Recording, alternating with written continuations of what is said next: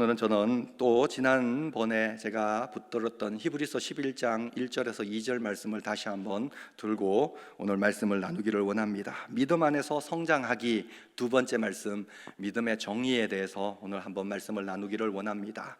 19세기 말에서 1896년에 태어나서 20세기 초까지 사역하셨던, 여러분 많이 예화로 많이 들어보셨을 그 이름인 것 같습니다.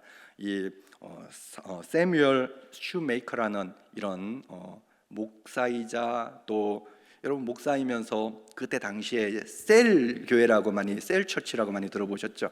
이 셀 교회를 참 아주 왕성하게 활동했던 이런 목사이자, 또 사회적으로는 심리학자였고 또 신학자였던 이 목사님이 Faith at Work, 역사하는 믿음이라는 당시에 이런 그 매거진을 계속 발행했습니다. 요즘에는 신앙 잡지가 많이 인기가 없는데요, 당시에는 이 신앙 잡지가 인기했죠. Faith at Work, 역사하는 믿음. 이 역사하는 믿음에서 우리 인생을 3단계 인생으로 그렇게 설명했습니다. 3단계 인생인데 첫 번째 인생은 본능으로 사는 인생이 있다. 본능으로 사는 인생은 자기 감정에 따라 마치 동물과 같이 자기의 느낌대로, 필링대로 사는 인생이라고 합니다. 그 인생의 약점은 무엇입니까? 이 본능대로 사는 인생은요, 남들과 잘 교제를 하지 못하기 때문에 인격적으로 사는 인생이 아닌 겁니다. 도덕적으로 살지 못합니다. 내 욕심을 채우는 것에 목적을 두고 살기 때문에 사람들과 자주 부딪히고, 결국에는 자기가 추구하는 모든 것이 자기 인생의 쾌락을 추구하는 이런 인생이라고 합니다. 두 번째 단계 인생은 이 양심에 따라, 양심의 수준에서 사는 인생이라고 합니다. 이 양심의 수준에서 사는 인생은 이 본능적으로 사는 인생보다 조금 더 위대한 인생을 살죠. 사람들을 의식하게 되고요, 이 양심을 따라 살기 때문에 무엇이 선인지 무엇이 악한 것인지 나름대로 기준을 가지고요, 선한 것은 추구하고 악한 것은 배격하는 이런 인생을 사는 것이죠. 이 양심을 따라 사는, 양심의 수준에서 사는 이런 인생을 볼 때는 본능적인 수준에서 사는 인생보다는 조금 낫지만 이것도 인생 가운데 충분하지 않습니다. 그래서 세 번째 수준의 인생을 바로 은총의 수준에서 사는 인생이라고 합니다. 어떤 인생요? 은총의 수준에서 사는 인생. 성경적으로 말하면 영적인 인생이라는 거죠. 영적인 인생. 다시 말하면 성령으로 사는, 은총이라는 것은 은혜 가운데 사는 인생인데, 내가 자격이 없고 받을 자격이 없는 인생에게 하나님께서 먼저 찾아오시고 우리를 선택하여 주셔서 은혜를 베풀어 주셔서 믿음으로 구원받아 하나님 자녀가 된 인생들, 이런 인생 가운데 그들의 가치관은요, 어떤 가치관이 있는가 하면 바로 세상에서 가치관을 찾는 것이 아니라 이 은총의 수준에서 사는 인생을 보면요, 바로 그들의 가치가 믿음의 가치. 그 잡지의, 그 매거진의 제목이 바로 행동하는 믿음이라고 말씀드렸습니다. 이 목사님이 강조하는 것이 무엇입니까? 이 은총의 수준에 사는 인생은 바로 그 속에 믿음의 가치를 가지고 사는 인생은 은총의 수준에 사는 그런 인생이라고 하는 것이죠. 자, 우리가 한번 생각해 보겠습니다. 오늘 내가 하루하루를 계획하고 오늘도 살아갑니다. 이제 이 저녁이 끝나면 내일에는 이제는 세상에서 또 영적인 씨름을 해야 될 것입니다. 지난 한 주간 동안 여러분 가정에서도 많이 힘들었던 이런 가정도 있었을 것입니다. 어떤 가정에는 우리가 항상 추구하고 기도하는 것이 우리 가정의 복음화가 이루어져서 온 가정이, 정말 모든 가정의 가족들이 예수 믿고 함께 우리가 발행했던 우리 가정예배 순서지를 가지고 예배하면 얼마나 좋았겠습니까? 그런데 정말 때로는 이거 같이 예배드리고 싶은데 믿지 않는 형님, 믿지 않는 누님, 아니면 믿지 않는 가족들이, 부모님이 계시니까요, 함부로 예배하자고 하는 것이 얼마나 마음에 부담스러웠는지요.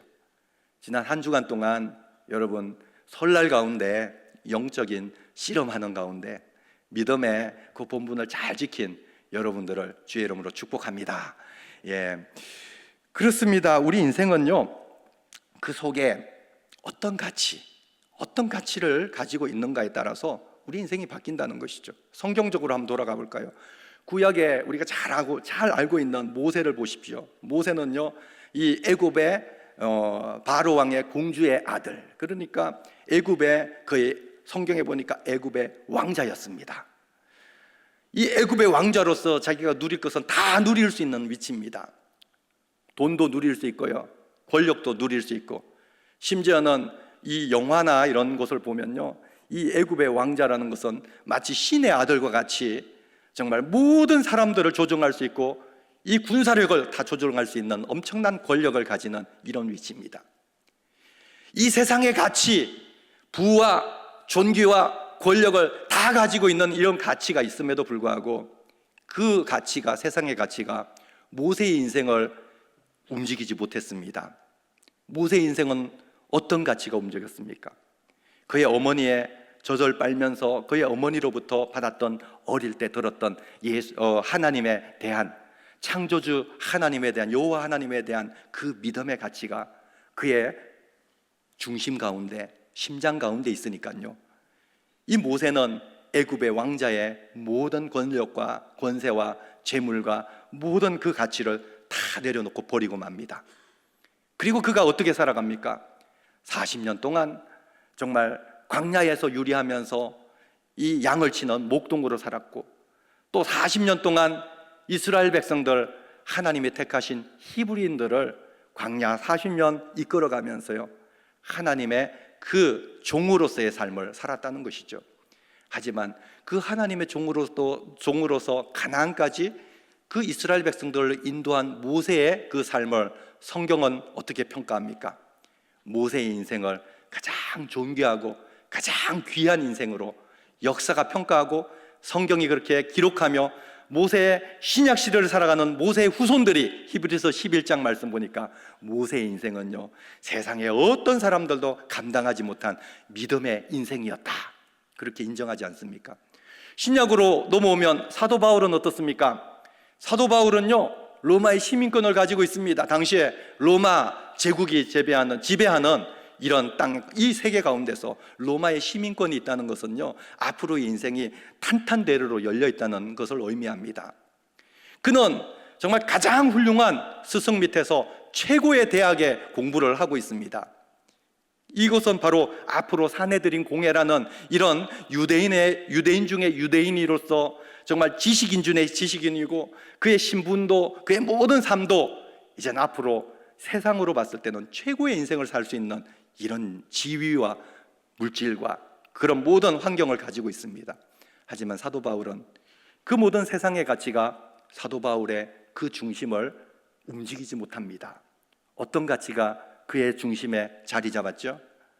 그가 박해하고 핍박했던 예수님을 따르던 예수님의 제자들, 그들을 죽이고 감옥에 넣기 위해서 가는 다메섹 그 길 가운데서 그가 부활하신 예수님을 만났습니다.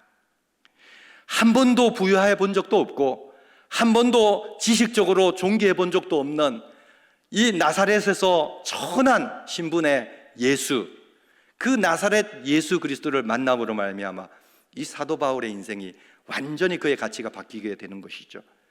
그의 남은 모든 인생의 가치가 무엇입니까? 세상 사람들이 배척하고 세상 사람들이 꺼려하는 이런 고난의 인생, 예수님 때문에 정말 죽음의 고비를 수없이도 넘으면서 예수님 때문에 정말 그 복음을 전하기 위해서, 왜냐하면 그 복음이 인생 가운데 그의 가장 중요한 가치가 됐으니까요. 로마서 1장 16절의 말씀같이 내가 복음을 부끄러워하지 아니하노니 이 복음은 모든 믿는 자에게, 저와 여러분들에게 구원을 주시는 하나님의 능력이 됩니다. 그의 심장 중심에 복음이 딱 있으니까요, 이제는 그 복음의 가치로, 그 믿음으로 살아가기 시작합니다. 그때 하나님께서는 말씀으로 우리에게 나타내실 때 이 바울은 어떤 인생이 되었습니까? 예수님 다음으로 정말 신약 성경에, 아니 역사 가운데 가장 세상을 움직이는, 세상에 영향력 있는 사람, 가장 존귀하고 가장 영향력이 있는 믿음의 거장으로 하나님께서 인정하시고 소개했음을 여러분 믿으시기 바랍니다. 여러분의 인생에 이 믿음의 가치가 무엇이 있는가, 이것이 그렇게 중요한 것이죠. 오늘 아무쪼록 저와 여러분의 모든 인생 가운데, 특별히 히브리서 11장에 있는 모든 나타나는 구약의 인물들을 보면요, 바로 이런 영원한 가치, 영원한 흔들리지 않는 이런 인생의 가치, 바로 하나님, 예수 복음을 붙들고 살아간 이런 인생의 승리한 인생들을 바라볼 때 우리 인생도 그런 하나님 앞에 복되고 존귀하게 기록되어지는 이런 복된 인생 되시기를 다시 한번 주의 이름으로 축복합니다. 그래서 오늘 말씀 가운데 바로 이 은총 가운데 은총의 수준으로 살아가고 있는 인생, 그들이 바로 믿음 안에 살아가는 인생인데, 히브리서 11장 1절에서 2절 말씀 여전히 이 서론 부분에 저는 믿음의 정의라는 이런 주제를 한번 다루면서 오늘 말씀에 은혜를 나눠보고자 합니다. 믿음이란 무엇입니까? 믿음이 무엇을 의미하는지, 또한 믿음이 무엇을 의미하지 않는지, 믿음의 정의에 대해서 오늘 말씀, 짧은 말씀이지만 이 말씀을 통해서 한번 우리가 이 말씀을 한번 살펴보고자 하는 것이죠. 오늘 이 두 구절 1절 2절을 다시 한번 우리 마음에 새기면서 이 말씀의 여행을 한번 떠나기를 원합니다. 1절 2절 함께 봉독합니다. 시작. 믿음은 바라는 것들의 실상이요 보이지 않는 것들의 증거니 선진들이 이로써 증거를 얻었느니라. 아멘. 오늘 말씀에 믿음이란 무엇인가? 첫 번째 오늘 말씀 보니까요, 믿음은 바라는 것들에 대한 뭐라고 합니까? 바라는 것들의 실상이다. 다시 말하면 바라는 것에 대한 확신이라는 것이죠. 믿음은 바라는 것들에 대한 확신입니다. 이것이 무엇을 의미합니까? 바라는 것들에 대한 확신이라는 것이 무엇일까요? 우리가 히브리서 11장에 있는 말씀을 우리가 붙들었는데요, 히브리서의 내용은 어떤 내용이죠? 우리가 히브리서 성경 공부를 통해서 많이 들어봤잖아요. 히브리서는 히브리 하니까요, 누구를 대상으로 기록된 말씀이죠? 히브리인들을, 그죠? 모세와 같이 정말 애굽에서 430년 종살이 하다가 이제는 하나님의 선택함을 받아서 이 40년의 광야를 거쳐서 가나안으로 들어왔던 히브리 민족을 대상으로, 그리고 특별히 그 민족 가운데 누구죠? 예수 그리스도를 믿고 이제 하나님의 자녀된 그 그리스도인들을 대상으로 기록한 말씀이 이 히브리서입니다. 이 히브리서는 누구의 손에서 의해서 기록된지 확실하지 않습니다. 하지만 이 히브리서를 기록한, 성령의 감동으로 기록한 이 히브리서 저자의 모습을 보면요, 그때 당시에 이 예수님을 믿었던 교회, 예수님을 믿는 그리스도인들이 아주 극심한 핍박과 환난 가운데 있는 이 그리스도인들에게 이 말씀을 전하는 것이죠. 이 그리스도인들에게 이 말씀을 전할 때 이 핍박과 환난 가운데 있는 그리스도인들에게 잊지 말라고 말씀합니다. 무엇을 잊지 말라고? 모든 구약시대 때 하나님 주신 율법에, 이 모든 율법을 다 이루신 분이 누구? 천사보다 뛰어나고 모세보다도 월등히 뛰어나시고, 또한 다윗보다 뛰어나시고 아론보다 뛰어나신 예수 그리스도가 이 모든 일을 다 이루셨다는 것이죠. 예수님의 복음, 이 복음 잊지 않고 믿음으로 견뎌내라는 것이죠. 이 믿음을 꼭 붙들고 우리가 이겨내야 된다라고 이 10장까지 말씀을 하면서 10장 38절의 말씀을 이렇게 말씀하십니다. 우리 잘 아는 말씀 있죠. 이 호세아서에 있는 말씀은 하박국서에 있는 말씀을 인용한 말씀인데요, 이 10장 38절 말씀 한번 읽어볼까요? 시작. 나의 의인은 믿음으로 말미암아 살리라. 또한 뒤로 물러가면 내 마음이 그를 기뻐하지 아니하리라 하셨느니라. 아멘. 이 사도 바울은요, 이 환난과 고난 가운데 있는 이 믿음의 그리스도인들에게 믿음으로, 오직 의인은 믿음으로 말미암아 살리라. 갈라디아서에도 이 사도 바울은 이 하박국서에 있는 이 말씀들 그대로 인용합니다. 오직 의인은 믿음으로 말미암아 살리라. 로마서에도 오직 의인은 믿음으로 말미암아 살리라. 오직 우리가 살아가는 것, 환난을 이기고 우리의 삶을 승리로 이끌고 우리가 은총의 수준에서 살아가는 복된 인생이 되기 위해서는 오직 의인이 무엇으로 산다고요? 믿음으로 말미암아 살리라. 이렇게 말씀하시는 거죠. 그렇다면 그 믿음이 어떤 믿음입니까? 첫 번째는 믿음은요, 확실하고 견고한 토대를 의미합니다. 한번 다 같이 믿음이란 하면 여러분 같이 밑에 읽어주시기 바랍니다. 믿음이란 확실하고 견고한 토대를 의미합니다. 믿음이란 무엇일까요? 확실하고 견고한 토대, 이것이 무엇입니까? 파운데이션이라고 영어로 표현할 수 있죠. 믿음은 바라는 것들의 실상이라고 말합니다. 그 실상이라는 말을 보면 이 바라는 것들에 대한 확신이라고 말할 수 있죠. 우리가 바라는 것들, 이 바라는 것이 이제는 그냥 바라고 마는 것이 아니라 확신이 드는 것이죠. 어느 순간 성령님께서 역사하셔서 이제 내가 바라고 기도하는 것이 나도 모르게 이미 다 이루어진 확신이 드는 것이죠. 이것이 믿음이라는 거예요. 문자 그대로 해석하면요, 히포스타시스라는 이런 헬라어를 표현하는데, 이것은 뭔가를 아래에서 지탱해주는 기초, 토대, 이런 것을 의미하는 것이죠. 믿음이라는 것은 바로 그것입니다. 우리의 모든 신앙의 시작도 믿음으로 시작하고, 우리의 모든 신앙생활을 끝까지 인내로 참고 견디는 것도 믿음으로 할 수 있고, 무엇 때문에? 오직 의인은 믿음으로 말미암아 살리라. 믿음에 의해서, 믿음의 토대로 말미암아 우리가 설 수 있다는 거예요. 믿음이라는 것이 무엇입니까? 우리의 믿음을, 우리의 신앙을 견고하게 지탱하고요, 서게 해주는 그런 기반을 의미하는 것을 여러분 믿으시기 바랍니다. 우리가 잘 아는 마태복음 7장 말씀 보니까요, 이 반석 위에 세운 집의 이 내용을 여러분 기억하지 않습니까? 오직 하나님의 말씀을 듣고 그 말씀을 행하는 자는 어떤 사람이라고요? 마태복음 7장 25절의 말씀 보니까요, 그는 반석 위에 집을 지은 지혜로운 사람과 같으니 비가 내리고 창수가 나고 그 바람이 불어 그 집에 부딪히되 무너지지 아니하리니 이는 어떻게 해요? 주추를 반석 위에 놓은 까닭이요. 그 믿음의 주추를, 우리 삶의 그 기본과 토대를 어디에 놓았다고요? 반석 위에 놓았으니까요, 비가 나고 창수가 나고 바람이 불고 파도가 부딪혀도요, 우리 인생 넘어지지 않는다는 것이죠. 믿음이란 바로 그런 것이죠. 우리의 삶을 흔들리지 않게, 넘어지지 않게, 핍박 가운데, 환난 가운데서 항상 지탱해주고 오히려 핍박과 환난의 환경을 뛰어넘는 이런 역할을 하는 믿음이 바로 우리의 삶의 토대가 되는 이런 것이라는 거죠. 지난 제가 2004년도에 미국에 이제 아주 3살 난 어린아이를 데리고 유학길에 올랐습니다. 2004년도에 들어가서 이제 2005년도 8월이 되니까요, 아주 무시무시한 이런 태풍이 다가왔습니다. 저는 텍사스에 거주를 했는데요, 이 텍사스하고 멀지 않은 이 루이지애나주 뉴올리언스라는 이 지역을, 이 시를 이 카트리나라고 하는 태풍이 아주, 여러분 기억나실지 모르겠습니다. 이 뉴올리언즈 지역에 있는 150만 명이 피난을 가고요, 그 가운데 거의 1만 명 이상이 실종이 되는 엄청난 정말 이런 태풍이 들어왔습니다.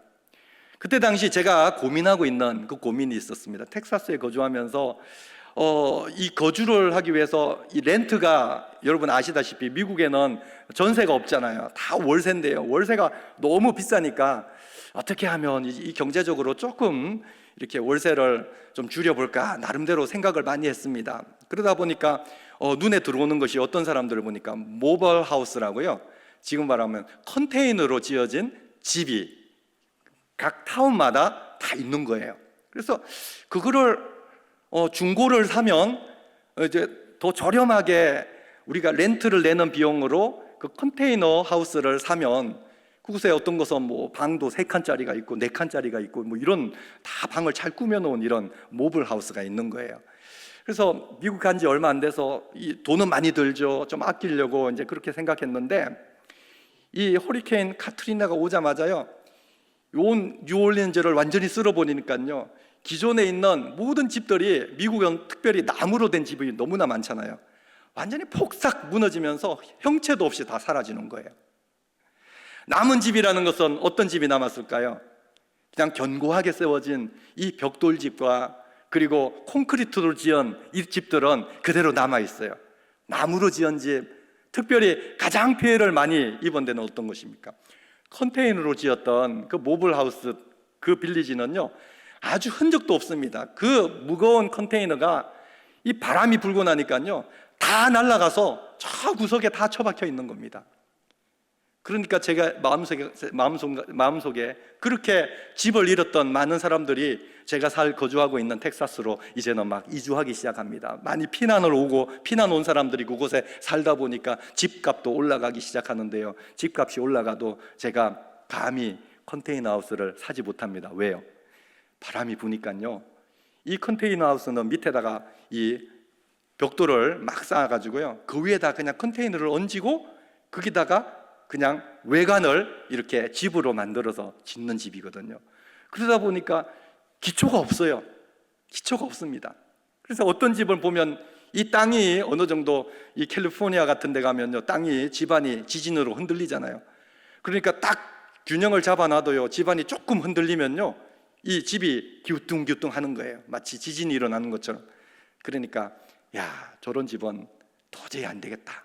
만에 하나라도 이 태풍이 또 이렇게 들어오면 순식간에 집이 날아가 버리니까요, 주추가 튼튼하지 않는 집은 안전하지 않다, 이런 생각이 들어오니까요, 아, 그렇지, 내가 하루를 살아도 안전한 집에서 살려면 주추가 튼튼한 이런 집에서 거주하는 것이 내 인생에 유익하겠구나, 이런 결심이 들어오는 것이죠.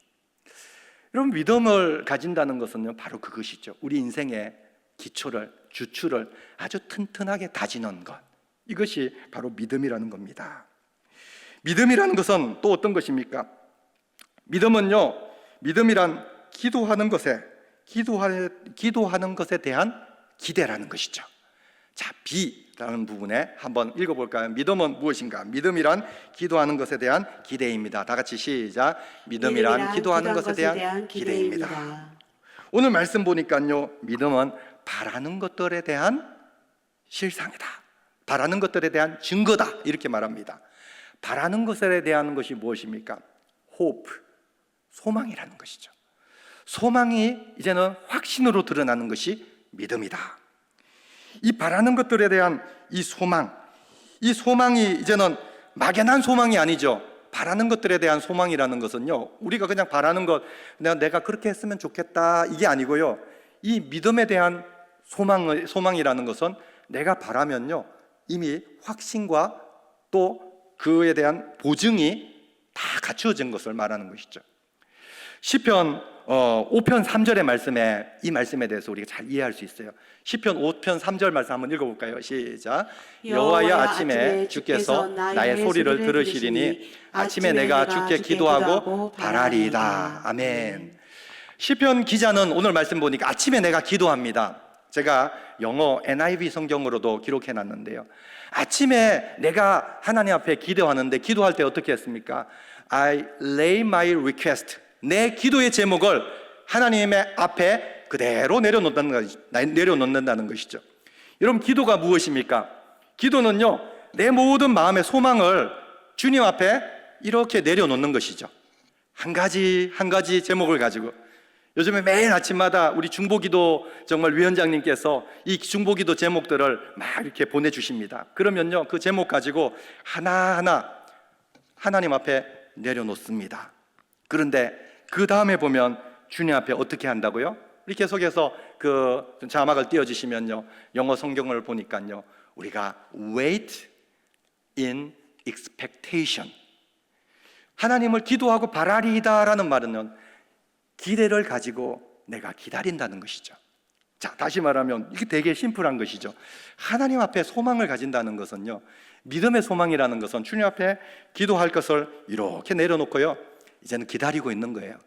하나님, 언제입니까? 기대를 가지고 기다리고 있는 그 상태를 말하는 것이죠. 왜 기대를 가지고 있는 것이죠? 하나님이 반드시 응답해 주신다고 이미 약속을 주셨으니까요, 그 약속 붙들고 기대하는 그 상태가 바로 믿음의 상태라는 겁니다. 여러분, 우리가 기도할 때는 막연하게 그냥 여러분 기도 제목을 주님 앞에 그냥 막 날리다가 그냥 시간을 지나가고 있습니까? 아니면 주님 앞에 기도 제목 하나하나 하나님 앞에 차곡차곡 내려놓고 그 가운데 어떻게 이게 이루어질까 기대를 가지고 여러분 바라고 있습니까? 믿음이라는 것은요, 우리가 미래의 소망을 위해서 기도하는 것을, 그 기도하는 것에 대한 우리의 기대가 바로 우리의 믿음임을 여러분 기억하시길 바랍니다. 우리가 눈에 보이는 믿음이란 바로 그렇습니다. 두 번째로는요, 믿음이란 보이지 않는 것에 대한 또 확신이라는 것이죠. 눈에 보이는 것에 대한 확신이기도 하지만 믿음은 보이지 않는 것에 대한 확신입니다. 우리 한번 다 같이 두 번째 제목을 한번 읽어볼까요? 믿음이란 무엇인가? 시작. 믿음이란 보이지 않는 것을 확신하는 것입니다. 보니까 이 첫 번째로는 눈으로 볼 수 있는 것은 믿음이 아닙니다. 그렇지 않습니까? 눈으로 딱 보이면 믿음이 아니죠. 그냥 눈으로 보이면 그냥 하면 되죠. 언제 믿음이 필요하죠? 눈으로 보이지 않을 때 하나님은 우리에게 믿음을 요구하시는 것이죠. 만약에 하나님께서 우리를 하나님 앞에 하나님의 실체를 우리 눈에 딱 보여주시면 우리가 하나님을 믿을 필요가 없잖아요. 그냥 하나님과 동행하면 돼요. 그렇죠? 근데 하나님이 눈에 보이지 않으니까 하나님이 원하시는 게 뭡니까? 믿음이지 않습니까? 그래서 고린도후서 5장 7절의 말씀 보니까 우리는 믿음으로 행하고 보이는 것으로 행하지 않는다. 우리가 살아가는 것은 보이는 것으로 살지 않고 우리는 믿음으로 살아간다. 보이지 않지만 보이지 않는 믿음으로 우리는 살아간다. 눈으로 볼 수 있는 것은 믿음이 아니라는 것이죠. 몇 가지 한번 예를 들어 볼까요? 우리가 만약에 제가 차를 수리할 때 수리비가 만약에 50만 원이 나왔다. 그러면 이렇게 가정을 한다 보면 만약에 수리비가 50만 원이 나왔는데 그 50만 원을 위해서 제가 기도를 해야 됩니다. 믿음이 필요합니다. 그런데 제 통장 잔고에 정말 충분히 쓸 수 있는 돈이 1,000만 원이 있다고 생각해 보십시오. 그랬으면 좋겠지만 그러면 제가 믿음으로 기도하겠습니까? 믿음이 필요가 없겠죠. 그죠? 왜냐하면 이미 나는 충분히 이것을 해결할 수 있는 그냥 자동적으로 해결할 수 있는 능력이 있는 거예요. 믿음이 필요가 없죠. 눈으로 볼 수 있는 것은 믿음이라고 할 수가 없는 것이죠. 만약 하나님께서 이미 우리가 할 줄 아는 일을 하라고 하신다면 어떻습니까? 내가 할 수 있는 것, 내가 가지고 있는 것 가지고 충분히 할 수 있는 것, 다 커버할 수 있는 것을 하나님 원하신다면 굳이 믿음이 필요 없잖아요. 내가 할 수 있지 않습니까? 그런데 때로는 우리가 인생 가운데 하나님께서 우리에게 끊임없이 말씀하시는 말씀이 어떤 말씀입니까? 그리스도인으로서 불가능한 것, 하기 힘든 것, 정말 내가 하고 싶지 않는 것, 본능적으로 살아가는, 본능의 수준에서 살아가는 인생이 하고 싶지 않은 이런 이타적인 것을 하나님이 저에게 요구하실 때, 그렇죠? 그럴 때는 무엇이 필요하죠? 보이지 않는 믿음이 필요하다는 것이죠. 그때는 다시 믿음에 대해서 우리가 말을 해야 되고 기도를 해야 되고 믿음에 대해서 주님 앞에 도전을 받는 것이 정말 사실입니다. 눈으로 볼 수 있는 것은 믿음이 아니죠. 두 번째로는요, 진실이 아니라면 그것도 믿음이 아닙니다. 진실이 아니라면 믿음이 아니라는 것이죠. 오늘 이 말씀 보니까 진실이라는 것은 바로 실제하지 않는 것은 믿음이 아니라는 말씀이죠. 믿음이라는 것은요, 지금 눈에 보이지 않고 앞으로 장래가 확실하지는 않지만 내 속에 믿음이 있으면요, 그게 실제로 눈에 보이고 실제로 눈앞에 나타나는 것이죠. 예를 들어서요, 이 주변에 얼마 전에 제가 항상 얼마 전에 이렇게 기름을 넣으러 다니는, 이렇게 주유하러 다니는 곳에 보면 이 복권 명당이 있더라고요. 명당.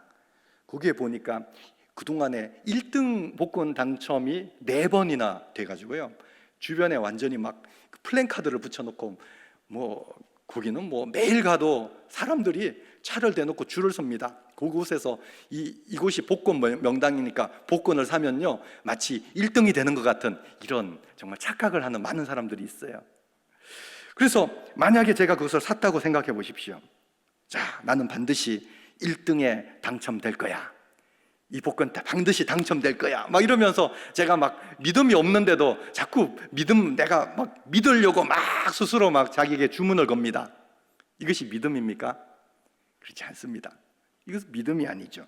실제가 아닌 것은 믿음이 아니라는 것을 여러분 기억해야 됩니다. 어떤 사람은요, 눈에 보이지 않는 정말 천사나 아니면 요정이나 많은 세상의 상상의 동물들을 나는 믿어. 나는 보진 않았지만 나는 믿어.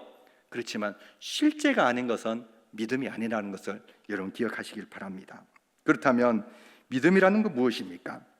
성경적 신앙 가운데 우리의 믿음은 제가 이렇게 정의를 해봅니다. 오늘 전체적으로 제가 말씀드린 말씀을 정의해 볼 때, 믿음은 소망에 힘을 주는 기초이며 눈에 보이지 않는 현실에 대한 마음속 깊은 확신입니다. 다 같이 한번 읽어볼까요? 시작. 믿음은 소망의 힘을 주는 기초이며 눈에 보이지 않는 현실에 대한 마음속 깊은 확신입니다. 소망이라는 것은 미래를 의미하는 것이고요. 미래의 확실성과 현재의 확신, 이것이 바로 믿음이라는 것이죠. 여러분, 저는 이 모든 것들을 여러분 삶 가운데 이런 것들을 확신해 보셨습니까? 처음에 2021년인가요? 2021년도에 제 폴더에 보니까 저 사진이 있더라고요. 2021년도에 처음 우리 바로 여러분이 지금 앉아 계시는 이 자리입니다. 그곳에서 삽들이 쫙 놓여 있죠.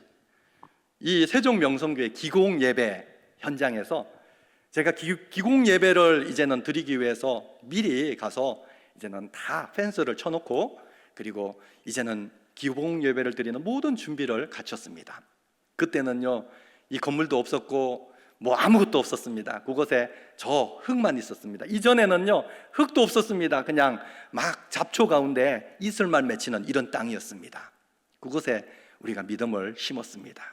보이지 않는 것들 소망을 두었습니다. 그리고 기공 예배를 드리고 나서 땅을 파보니까요, 만만치 않습니다.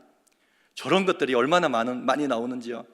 저게 정말 저 바위, 저 반석을 파기 위해서는요, 정말 얼마나 많은 돈도 물질도 들은지 모르겠습니다. 인력도 들었고요, 위험하고 많은 장비를 가지고 저 돌을 깨뜨리면서 저렇게 정말 이 자리가 그렇게 다져진 것이죠.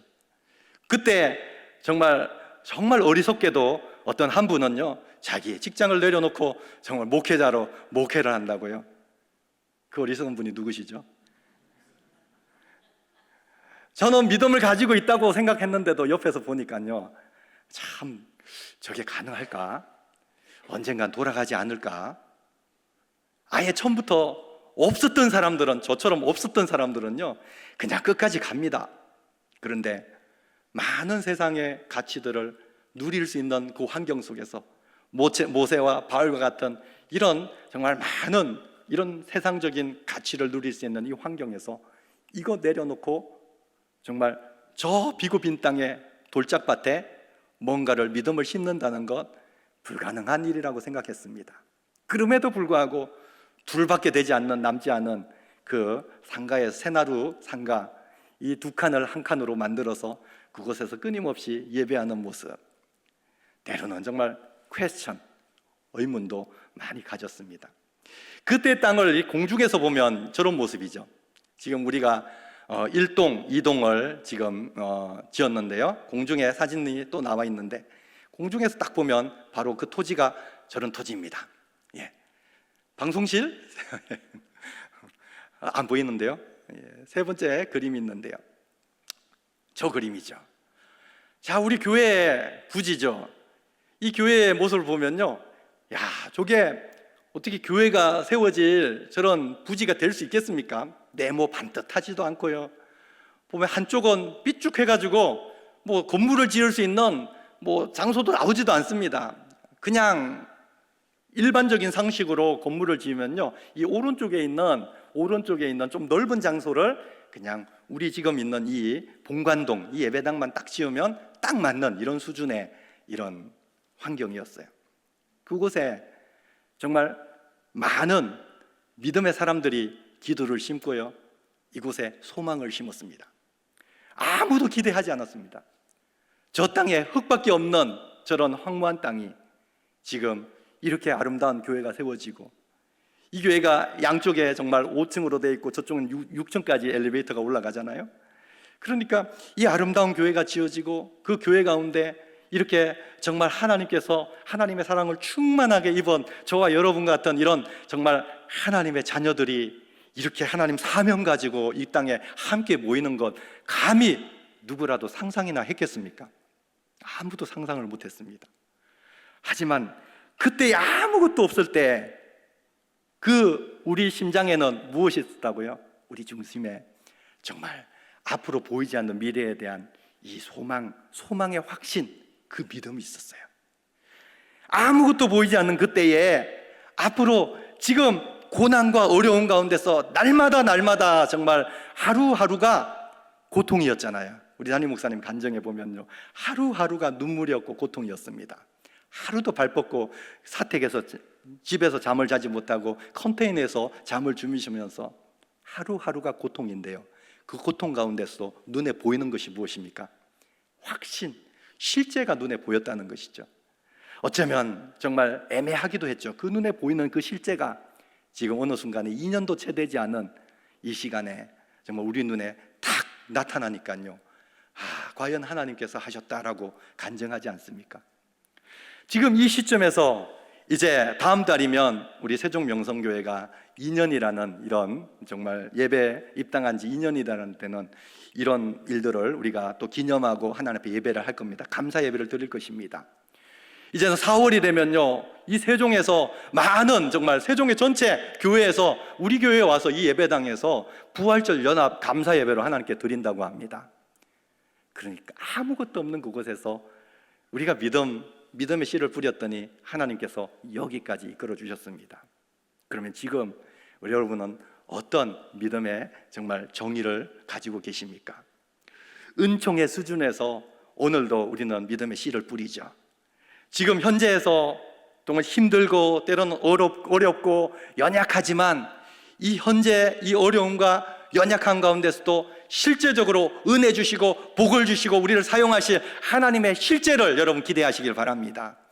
앞으로 한 해를 우리가 기도하면서 주님의 앞에 정말 최고의 영광을 돌리면서 갑절로 부흥하는 성도들이 행복한 교회, 이것을 비전으로 던졌으니 이제는 이 비전 가지고 우리가 지금은 눈으로 보이지 않는, 또한 눈으로 보일 때는 보이지 않는 이 성도들, 빈자리에 있는 앞으로 이곳에 앉을 성도들을 믿음으로 한번 여러분 품으시기를 바랍니다.